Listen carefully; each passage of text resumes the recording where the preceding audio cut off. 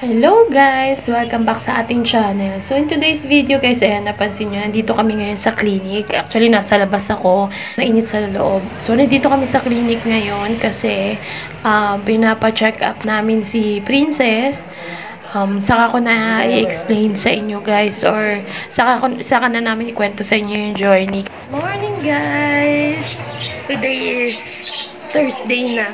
So, naglalaba tayo ngayon kasi kahapon dapat yung labad day ko. Kaso, pumunta nga kami, nagpa-check up nga kami kahapon. So, ngayon ako naglaba.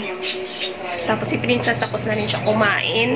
Kasi, inom siya ng gamot. Morning, tsaka gabi yung, morning, tsaka hapon yung inom niya ng gamot. Tapos, si Daddy Chris naka-schooling. Schooling siya ngayon online. Andito siya ngayon sa bahay. Kaya kahit pa paano, parang, ang tawag doon yung naano din ako na nandito siya sa bahay kasi may nakakatulong sa akin kahit paano.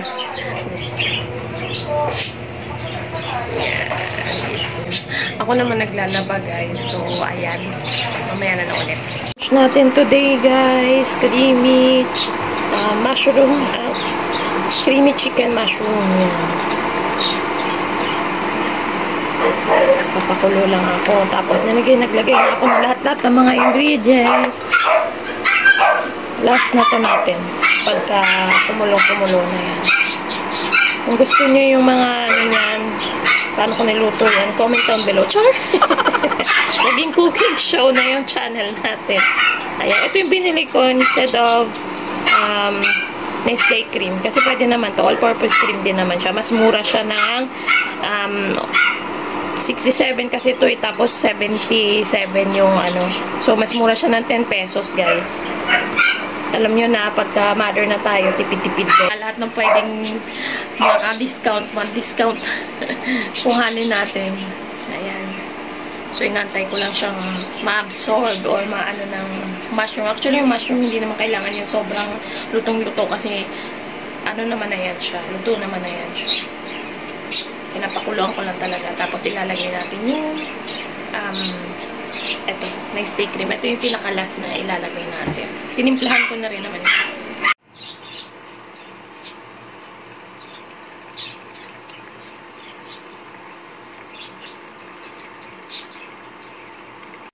Kaya na siya guys. Gusto na Princess maraming sauce. Kaya dinagdagan ko pa yan ng tubig konti.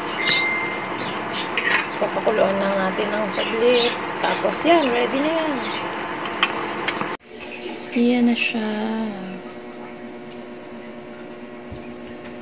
Ayan, so, ayun ako, nakakainis yung buhok ko, hindi ko natalian. Ayan, tapos, ganyan mo lang siya. Kailangan malinis yung mga kamay ninyo. Dito pala ako dapat itingin. Kailangan malinis yung mga daliri ninyo pag nilalagay siya. And, after nun, guys, sa paglagay ko, sobrang refreshing niya sa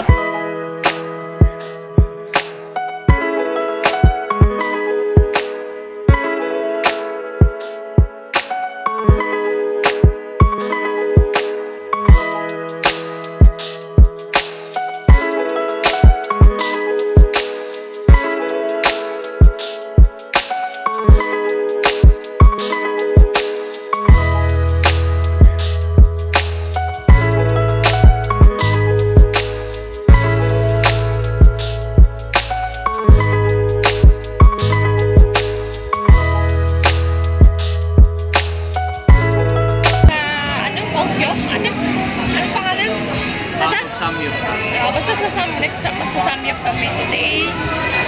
Dati please kasama namin. Maaga kami ngayon mga 6.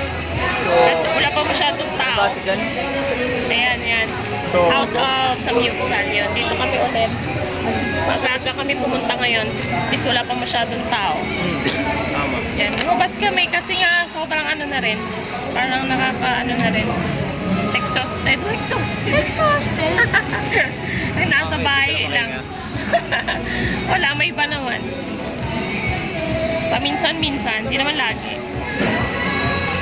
Antay lang namin yung order namin. In-order namin ano, pork. Only pork pa rin.